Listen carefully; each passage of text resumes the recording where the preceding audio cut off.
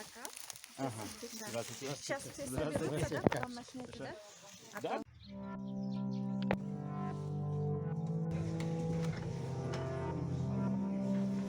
Вешалки. Вот вешалки, да. Вот, здравствуйте. Раздевайтесь. Всем я вернулся. Гостеприимный привет. Здравствуйте. И вешалки, пожалуйста.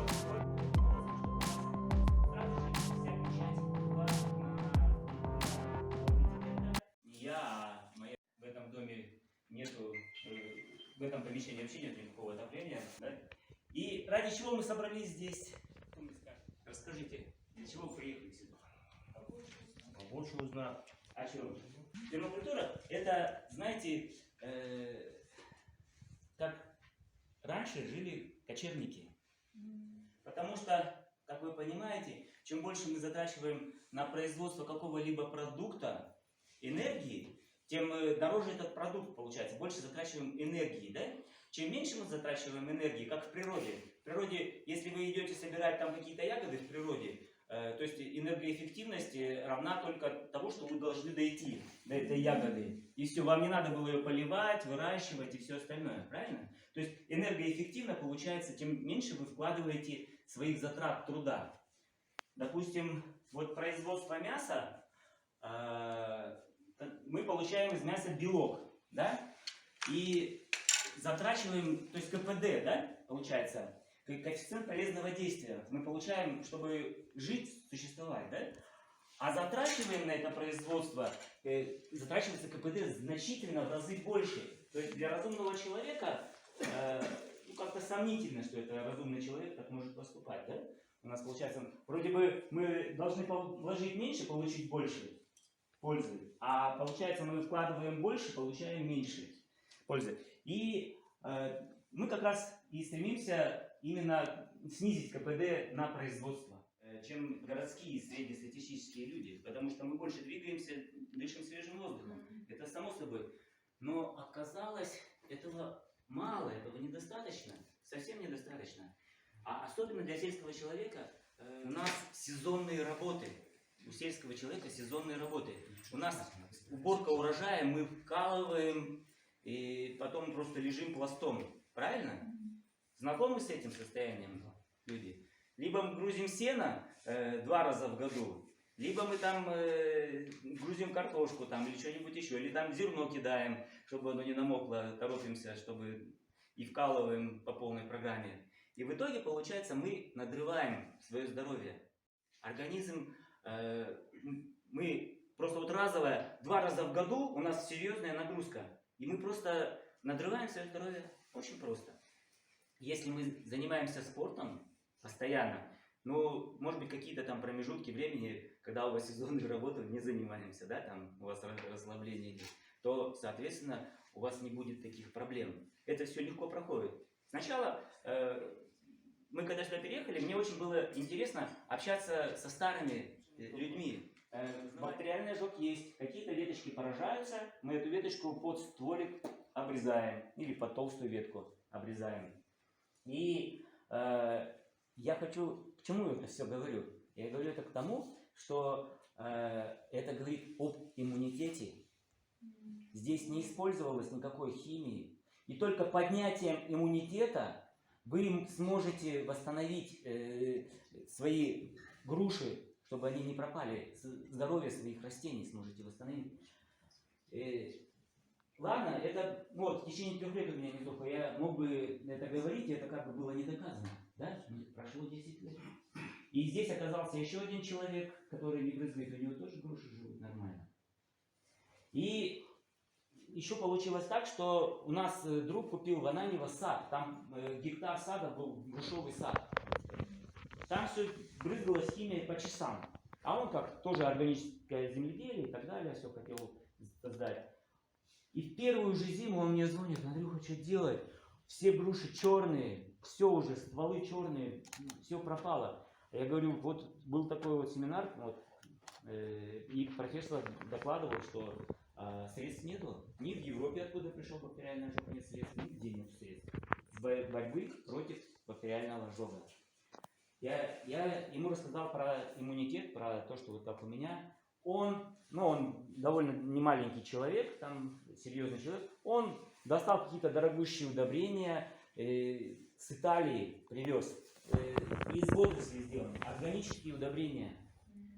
То есть он сделал упор на поднятие иммунитета. Он поднял иммунитет, уже прошло 3 или 4 года, он говорит, а ну я спас сад. Все сад живиалы. То есть дом должен быть из натуральных или местных материалов. Ну, натуральные материалы, вы понимаете, это глина, камень, дерево, ну вот все, что вот мы можем просто взять без промышленного производства, то это уже относительно натуральный материал.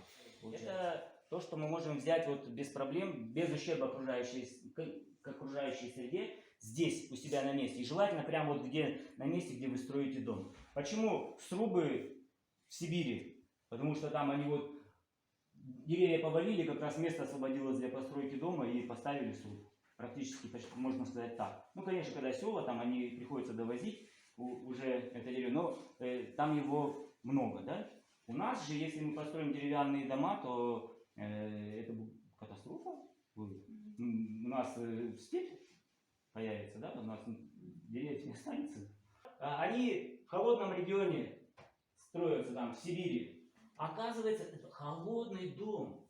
Это Дубак. Мы жили там, в тереме таком красивом, и там осень, еще на улице довольно тепло, а дома уже протопить невозможно. Ну, относительно, если там меньше 15 градусов, то это же холодно в доме. Правильно? На улице это нормально, 14 градусов, 15, а в доме это холодно.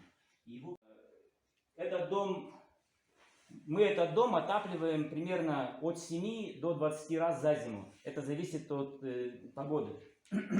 Погода не в смысле, что насколько холодно, а в смысле, насколько пасмурно. Если солнечные дни, вот неделю солнца нету, целая неделя без солнца, мы 2 раза можем протопить дом. Печка у нас находится внизу, здесь печки даже нету, наверху. Здесь вот только дымоход вот он проходит и все, труба. И получается, за счет того, что мы получаем солнечное тепло, здесь комфортно в этом доме. Энергоэффективность. И плюс ко всему прочему, вы видите на фотографии органический дизайн.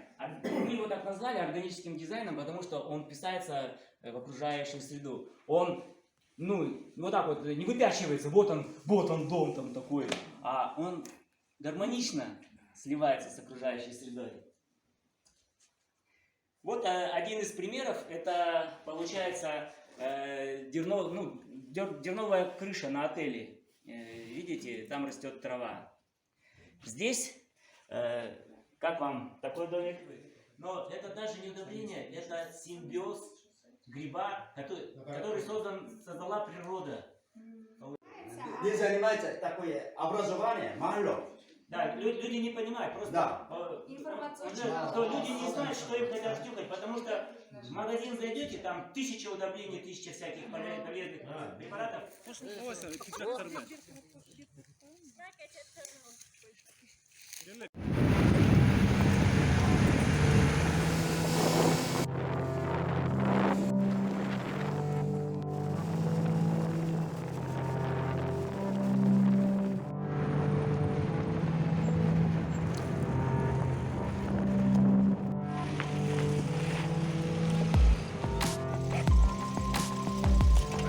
Органическим путем.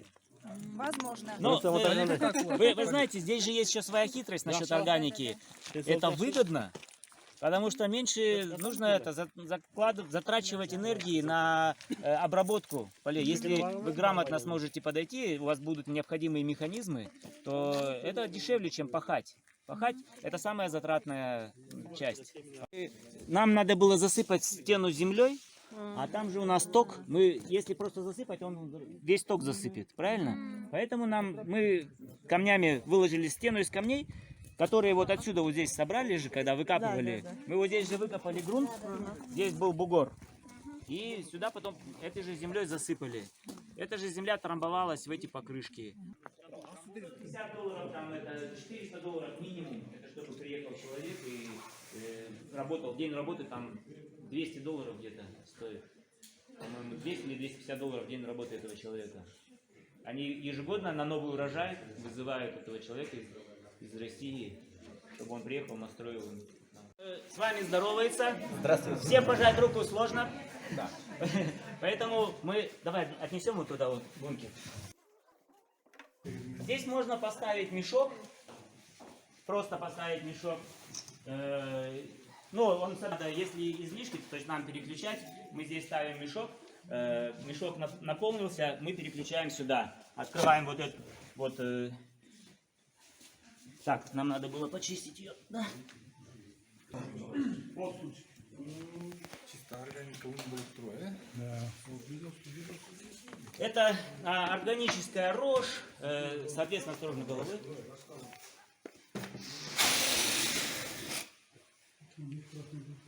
Открывай, пожалуйста. Что там?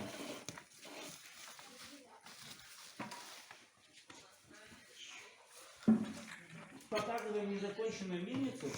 Мы постепенно нанять специалистов. Ну, сколько ты? 3 ведра высыпал? Это сколько получается у нас? 45. Специалисты, да, мы вам сделаем все, что необходимо. Конечно, там я их возил, потратил время. У них образование, как положено на мельницу, ну, на мельничное образование, как вот система вот эти. И в итоге мне нужна цельнозерновая мука, не просто первого сорта, мне нужно то, что полезно для здоровья. Полезно для здоровья именно с оболочкой зерна, то есть с отрубями, да? Да, все витамины, полезные микроэлементы находятся под оболочкой зерна и в оболочке зерна. Проблемы у вас получается...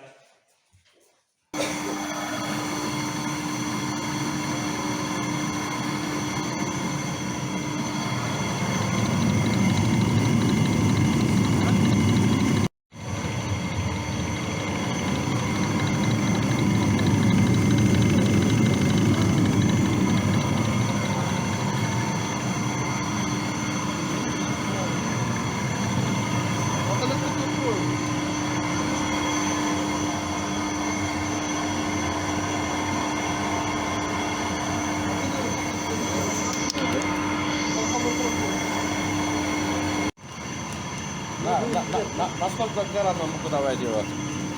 У меня сын печет, но видите, хлеб печем на закваске. Ржаная мука, она на закваске поднимается. Если на дрожжах, то тогда добавляете максимум, 50% не стоит, добавляйте по чуть-чуть. Грамм, да? Пятую часть, четвертую часть, ну или сколько, примерно до 50% максимум, не больше добавляйте.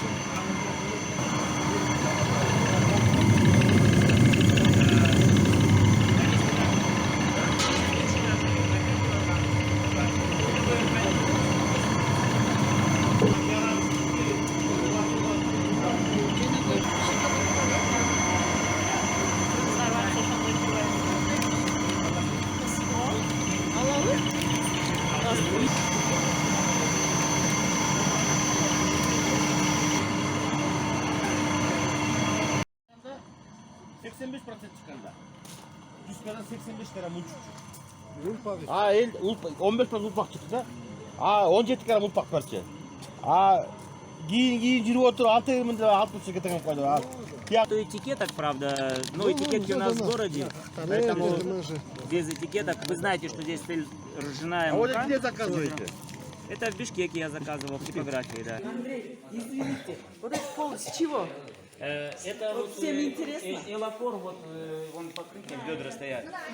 Когда вы, допустим, хотите получить сертификат, ну, у вас должно быть все соответственно сделано, да, что это краска, и там внизу сначала идет как шпаклевка, идет как наливной пол практически. Идет шпаклевка это, и потом сверху краска, да. Это элакор. Ну, Национальный учебный центр пермакультуры, экостроительства, органического сельского хозяйства. Официальный ушундай аталышы бар. Ошол жактан дагы азыр дагы көп кызыктуу нерселер болот. Теплицасы бар. Закроешь города, ладно?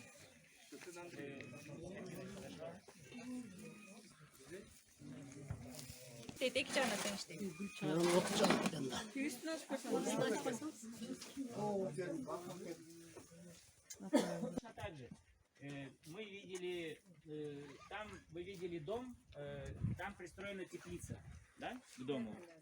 И точно так же стекло, оно закрывает от атмосферных температур, от минусовых температур стену, чтобы стена не остывала.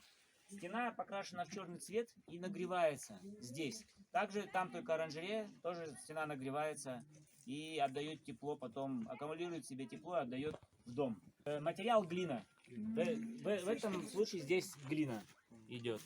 Глина, двойное стекло, стеклопакет. И есть один важный момент, я вам говорил там, но вы снова, если вдруг захотите внедрить, нельзя забыть учесть вот козырек, видите? Этот козырек, он как раз рассчитан, сейчас солнце, видите, освещает стену, и стена нагревается. Летом тень вот так вот до сюда. Стена не нагревается, чтобы не было жарко. Если вам летом прохладно, значит козырек можно чуть-чуть сделать короче. И часть стены, чтобы нагревалась. Я думаю, что нам все-таки надо укоротить козырек, потому что в доме, ну, летом чуть-чуть можно тепла добавить. Если вы сажаете сады, точно так же стекло, оно закрывает от атмосферных температур, от минусовых температур стену, чтобы стена не остывала. Стена покрашена в черный цвет и нагревается здесь. Также там только оранжерея, тоже стена нагревается и отдает тепло, потом аккумулирует в себе тепло и отдает в дом. Материал глина. В этом случае здесь глина идет. Глина, двойное стекло, стеклопакет. И есть один важный момент, я вам говорил там, но вы снова, если вдруг захотите внедрить, нельзя забыть учесть вот козырек, видите? Этот козырек, он как раз рассчитан, сейчас солнце, видите, освещает стену, и стена нагревается. Летом тень вот так вот до сюда. Стена не нагревается, чтобы не было там, где все, что хотели, то и кушали они, да? И вы то же самое, чтобы не так вот настроены были. Мы вырастим яблоки там или абрикос, продадим и купим персики, ура, вперед! Но смысл вот этого, вы это делаете для самообеспечения, и чем больше у вас разнообразия, тем больше вы защищены. Вот смотрите, допустим, посадили груши. Все посадили груши, бактериальный ожог уничтожил груши. Они столько лет ждали, столько лет пользовались, груш не стало, да? Либо стало там, но они больные такие, что с них ничего не получаешь. Посадили там, у нас вот так в деревне, по крайней мере, делают, я думаю, у вас там же так же делают. Сначала был один сорт яблок, популярный, дорогой, потом стали дороже покупать другие яблоки, все выкорчевали, посадили другие яблоки. Потом черешня, оказывается, дорогая, все там черешню посадили. Сейчас у нас на черешне вишневая муха появилась, опять черешня проблема. Если это, как говорится, не храните яйца в одной корзине, чтобы они остались целыми. Да? Поэтому сажайте максимум разнообразия. Если есть возможность сделать какой-то прудик еще у себя, перед прудом поставить дом, перед домом спланировать территория, видите, здесь такая, чтобы у нас попадало солнце зимнее, чтобы ничего здесь высокого не было, спланировать. И посадить обязательно дикие деревья. Не жалейте, что это нельзя считать свою жизнь деньгами мерить. Сейчас все у нас меряется деньгами, правильно? Весь успех меряется деньгами. У нас цель не деньги, у нас цель, лично вот в моей семье, в нашей семье, цель жить просто в кайф, в удовольствие и самодостаточности. У нас изначально все уже есть, нам все дано. И то, без чего мы можем обойтись, не надо приобретать. Оно только нас загрузит и делает сложнее нашу жизнь. Что-то еще, правильно? То есть мы превращаем себя в рабов, в обслуживающий персонал своей собственности частной. Поэтому чем проще вы смогли организовать свою жизнь, тем вам будет лучше. Самое основное, мы же все делаем для своего счастья, правильно? Мы же вот хотим купить сотовый телефон хороший, потому что, блин, ну так хочу. И когда покупаешь, ну такой счастливый становишься. Но оно проходит через неделю, это счастье. Ну, Ну, я думаю, вряд ли больше у кого-то это счастье держится. Правильно? И точно так же любое такое достижение, если вы посадите там дуб, посадите, просто, и вы думаете, будете ждать, когда же просто упадут желуди с него, вы их не продадите никуда.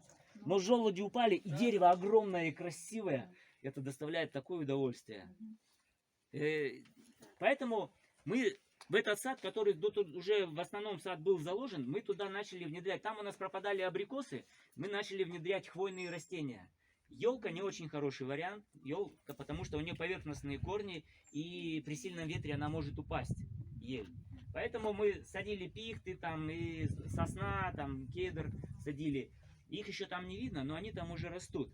И чем важно это сотрудничество? Тем, что они же выделяют фитонциды, они, получается, защищают. Вот у нас друг тоже, он увлекается пермакультурой, но он в Бишкеке, там, совхоз Алатоу, он показал мне, смотри, персик, видишь, какой персик, он кучерявостью же страдает, листья, вот самое такое болезненное дерево долго не живет, и ну, постоянно его там надо чем-то обрабатывать, как-то за ним следить, кучерявость листьев. Он говорит, смотри, возле можжевельника вообще идеальное дерево растет, а вон то вон кучерявое там подальше растет. Поэтому, если есть возможность, просто создайте красивое, приятное пространство там, где вы захотите жить, там, где захотят остаться ваши дети, захотят жить. То есть фитонциды от можжевельника, они сохраняют... Можжевельник это самое фитонцидное из хвойных растений, дерева, да. Но хвойные деревья, они все фитонцидные. Если вода, у вас, значит, влажность повышенная, да, и снижается перепад температуры, то есть такую стабильную температуру делает этот пруд. Плюс у вас появляется водоем, это для атмосферы очень приятно, для души, ну, вы его можете как-то очень красиво, этот пруд, сделать. Лягушки. У нас есть два варианта. Либо мы должны делать севооборот, все знают, да, фермеры об этом, что для успешного земледелия необходим севооборот. Правильно? Да. Ну и грамотный севооборот. Если вы... Он не обязателен. При каком условии, кто знает, не обязательно делать севооборот? Если яблоко просто не посадили, полностью яблоко, абрикос, что, севооборот? Нет, там не, это к однолетним. Да, однолетние культуры, в основном это поля. Мы говорим о полях. Если удобрения хорошо давать, можно без севооборота. Получается, если вы оставляете органику, не пашете глубоко землю, оставляете органику, измельчаете солому, то не обязательно севооборот. А если вы же просто понимаете, севооборот нужен для чего? Для того, чтобы хоть как-то компенсировать. Там вам нужна люцерна, чтобы там азот сконцентрировать. Понимаете? И вам потом нужна картошка, чтобы там с сорняком побороться, там, чтобы... ну, это после многолетних трав, да, идет картошка, потом идут зерновые, идут. И, ну, не обязательно это. На самом деле, просто у нас есть традиция, уничтожает нашу планету. Эта традиция в итоге, ну, и я не могу, я как не хочу говорить вам, учить вас, взрослых людей, проживших столько, там, просто увидевших столько на своей жизни, но вы стали оседлыми, вы уже не кочевники. Кто не согласен? Но у вас осталась одна традиция, которая уничтожает землю. Это скотоводство, животноводство. Вот посмотрите, почему. Это очень важно. Животноводство, оно уничтожает планету самое, то есть в экологической катастрофе животноводство, потом цемент идет, потом там нефть идет, машиностроение, а на первом месте животноводство. И каждый человек, отказавшийся просто хотя бы от мяса, он в год спасает 0,4 гектара леса. Ежегодно. Представляете? Ежегодно. Почему? Потому что раньше, когда человек был кочевником, он жил в гармонии с окружающим миром. У него не было перевыпаса. Он не сеял поля для того, чтобы косить, ну, там, кормить скотину. Он там, ну, не был рабом животных, как сейчас. Они кочевали на Алтай 6 месяцев, и везде оставалось после них цветы, трава, кусты, все оставалось. Сейчас животные, они съедают скот. Даже кустарник, который никогда не ели бы, потому что жрать нечего, они вот, я смотрю, он прям с корнем его выдергивает, этот кустарник колючий, и жует. Есть нечего ему. Никакие, вот лесополосы, они бы восстановились, если бы человек их срубил, выросла бы поросль, но она не может вырасти, потому что животные зимой объедят кору на них. Людям приходится вывозить навоз, пасти, охранять, заготавливать корма. То есть человек превратился в раба. И только пастух может быть счастливым. Один из, если он только пастух, больше ничего не делает. Если он понимает в этом, то что он, ну, можно сказать, наедине с окружающим миром и кайфует от того, что просто гуляет. Ну и приглядывает за скотом, он там где-то мечтает, читает, поет, может быть, там на дудочке играет или что-нибудь еще, да. То есть он как-то кайфует. Ну, если он, конечно, может еще развиваться умственно, как-то интеллектуально, там какие-то литературу изучать, читать и так далее, то да, я согласен.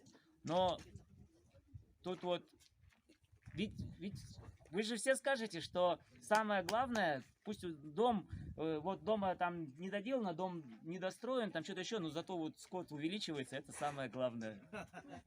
Да? Количество. У нас есть два варианта. Либо мы должны делать севооборот, все знают, да, фермеры об этом, что для успешного земледелия необходим севооборот. Правильно? Да. Ну и грамотный севооборот. Если вы... Он не обязателен. При каком условии, кто знает, не обязательно делать севооборот? Если яблоко просто посадить, полностью яблоко, абрикос, что, севооборот? Нет, там не, это к однолетним. Однолетним? Да, однолетние культуры, в основном это поля. Мы говорим о полях. Если удобрения хорошо давать, можно без севооборота. Получается, если вы оставляете органику, не пашете глубоко землю, оставляете органику, измельчаете солому, то не обязательно севооборот. А если вы же просто понимаете, севооборот нужен для чего? Для того, чтобы хоть как-то компенсировать, там вам нужна люцерна, чтобы там азот сконцентрировать. Понимаете? И вам потом нужна картошка, чтобы там с сорняком побороться, там, чтобы... ну, это после многолетних трав, да, идет картошка, потом идут зерновые, идут. И, ну, не обязательно это. На самом деле, просто у нас есть традиция, уничтожает нашу планету. Эта традиция в итоге, ну, и я не могу говорить, я как не хочу говорить вам, учить вас, взрослых людей, проживших столько, там, просто увидевших столько на своей жизни, но вы стали оседлыми, вы уже не кочевники. Кто не согласен? Но у вас осталась одна традиция, которая уничтожает землю. Это скотоводство, животноводство. Вот посмотрите, почему. Это очень важно. Животноводство, оно уничтожает планету самое, то есть в экологической катастрофе животноводство, потом цемент идет, потом там нефть идет, машиностроение, а на первом месте животноводство. И каждый человек, отказавшийся просто хотя бы от мяса, он в год спасает 0,4 гектара леса. Ежегодно. Представляете? Ежегодно. Почему? Потому что раньше, когда человек был кочевником, он жил в гармонии с окружающим миром. У него не было перевыпаса. Он не сеял поля для того, чтобы косить, ну, там, кормить скотину. Он там, ну, не был рабом животных, как сейчас. Они кочевали на Алтай 6 месяцев, и везде оставалось после них цветы, трава, кусты, все оставалось. Сейчас животные, они съедают скот. Даже кустарник, который никогда не ели бы, потому что жрать нечего, они, вот, я смотрю, он прям с корнем его выдергивает, этот кустарник колючий, и жует. Есть нечего ему. Никакие, вот лесополосы, они бы восстановились, если бы человек их срубил, выросла бы поросль, но она не может вырасти, потому что животные зимой объедят кору на них. людям приходится вывозить навоз, пасти, охранять, заготавливать корма. То есть человек превратился в раба. И только пастух может быть счастливым. Если он только пастух, больше ничего не делает. Если он понимает в этом, то что он, ну, можно сказать, наедине с окружающим миром и кайфует от того, что просто гуляет. Ну и приглядывает за скотом, он там где-то мечтает, читает, поет, может быть, там на дудочке играет или что-нибудь еще, да. То есть он как-то кайфует. Ну, если он, конечно, может еще развиваться умственно, как-то интеллектуально, там какие-то литературу изучать, читать и так далее, то да, я согласен. Но тут вот, ведь вы же все скажете, что самое главное, пусть дом, вот дома там не доделано, дом недостроен, там что-то еще, но зато вот скот увеличивается, это самое главное. Да? Количество.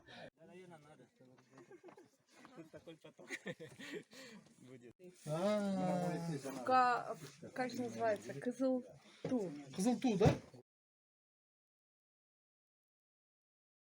Она теплая и еще весь день какая-то. Зимой то же самое будет, да? Ну, зимой, надеюсь. Я еще зимы не была, мы только в марте переехали. Первая зима, да, будет? Да, ну, думаю, тепло, я надеюсь. -5 было тепло. Но в течение дня нагревается от солнца, поэтому... А здесь что, вода, да? Нет, ничего нету. А, пустой, да? Она, видите, в чем суть? А Вот здесь вот оно... где? Вот смотрите, сейчас скажу. Покажите. Вот сейчас здесь мое пианино. Вот, вот сюда, видите, вот сюда горизонтально ставятся дрова. Они вот так ставятся. Вот так вот. Топится, и оттуда вот здесь внутри кирпичная труба. И потом отсюда идет горячий воздух вот так вниз спускается, и дальше идет вот туда, в дымоход, в скамейку. Здесь оборот есть там, да, внутри? Да, туда идет, а потом возвращается, и потом уже выходит наружу. Наружу уже холодное было. Всё тепло внутри. Тепло, да? Вертикально она начинает гореть, и вы закрываете. Да, она горит и понемногу вниз опускается, опускается, и туда все тепло туда выходит.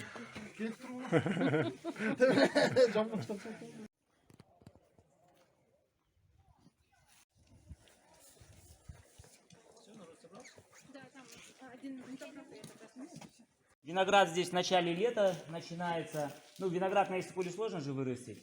Вообще, ну, здесь довольно хорошо растет. Но я думаю, с микоризой просто будет вообще супер расти. Ну, разные сорта. И кишмыш здесь растет, и разные сорта. Очень рано созревает. Теплица не отапливается. Единственное отопление здесь это вот эта вот труба. Теплый воздух поднимается вверх, включено, да?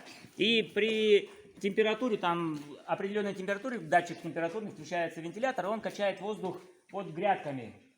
Проходит теплый воздух для того, чтобы тепло саккумулировалось в земле и ночью отдавало тепло в теплицу. Эта теплица, здесь раньше была кошара.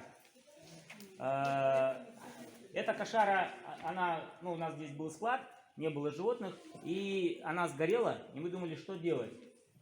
И просто здесь небольшой, завезли землю, здесь песок везде был, выкопали и огородик сделали, один участочек небольшой. Сделали баранью шерсть. Она, это теплая мастерская. Здесь использована баранья шерсть, то есть два щита, между ними натрамбовывается баранья шерсть. Точно так же, как водонапорная башня, которую вы видите там, она тоже самая баранья шерсть. То есть мы делали кольца из жести и 10 сантиметров, 11 сантиметров туда натрамбовали. То есть кошма практически не стирана, обязательно вонючая баранья шерсть, потому что пока она воняет, ее моль не ест эту шерсть. Если вы постираете, то моль съест. И здесь вот получается большие ворота. Здесь.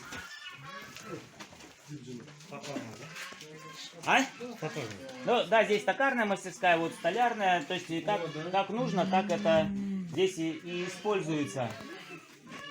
Клей, да? Ну это сын делает, это эпоксидная смола. Плюс, вы знаете, за счет тепло здесь, даже дверь мы открыли, здесь все равно тепло останется. Вот это везде шерсть, везде по стенам шерсть. Потолок Получается. стены весь, да, А? получается? Да. Потолок стена. Да. Она же дешевая, ее люди практически выкидывают бесплатно. Да, Да. черную шерсть А мы выкидывают, всю да. эту шерсть собираем. Там здесь вот 2 тонны, наверное, шерсти. Вот здесь. На водонапорной башне 400 килограмм шерсти ушло. Но, может быть, я преувеличил, может быть, не 2 тонны. Ну, меньше 2 тонн, по-моему. 1000 килограмм с лишним там было. Станок новый, да? Нет, какой новый советский станок? Советский, старый. Ну да, он свежий, до развала Советского Союза. То есть вы смотрите, тепло, да? Да, Правильно? работа уютно. Южная экспозиция. Здесь поставили поликарбонат. То есть экономия на стене, даже можно сказать, правильно? Да. Просто вот поликарбонат. Теплые стены. Да. И просто она у вас мастерская. И здесь вы можете работать зимой, вообще здесь кайфово. В маечке, да? Да. Можете спокойно. У вас руки не мерзнут, печку топить не надо. Никакой энергии здесь нету. Там электричество не отапливается, ничего, никакие ресурсы не растрачиваются.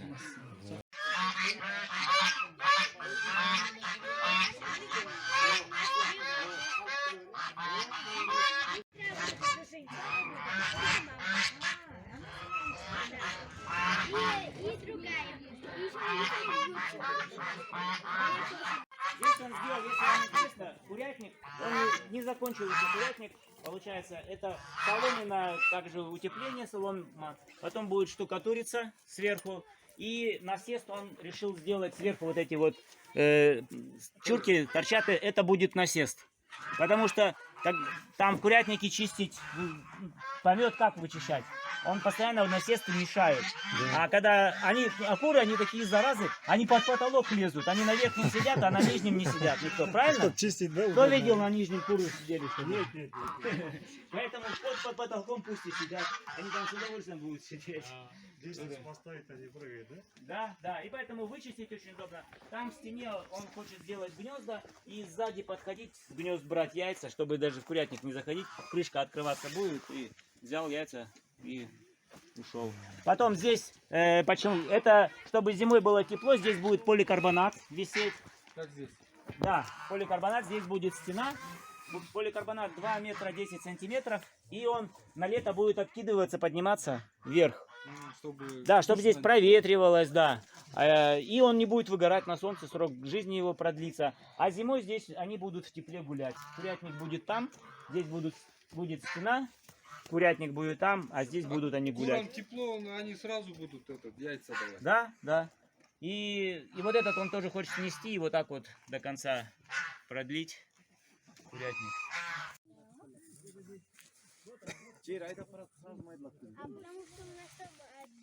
Так, не такой большой расход. И чтобы выравнивало, я вот приделал сюда вот эту балку. Сами добавили. Да, чтобы бугры сносить. Ну и, конечно, мы запахиваем задисковым, получается, солому туда заделываем поле. 12-25, да? 12-21. Она уже один раз. Видите, на Воду нагревайте. водонапорная башня, там солнечный коллектор стоит, горячая вода постоянно, и баню перестали топить. И потом решили переделать ее под жилую комнату. То есть там есть ремонт, надо доделать, побелить и так далее. Хотите, можете заглянуть, посмотреть. И все стены из соломы, вот тут вот тоже соломенные тюки, здесь вот соломенные тюки. Бани. Тут же жить можно. Серьезно? Тепло же. Откуда tekrar.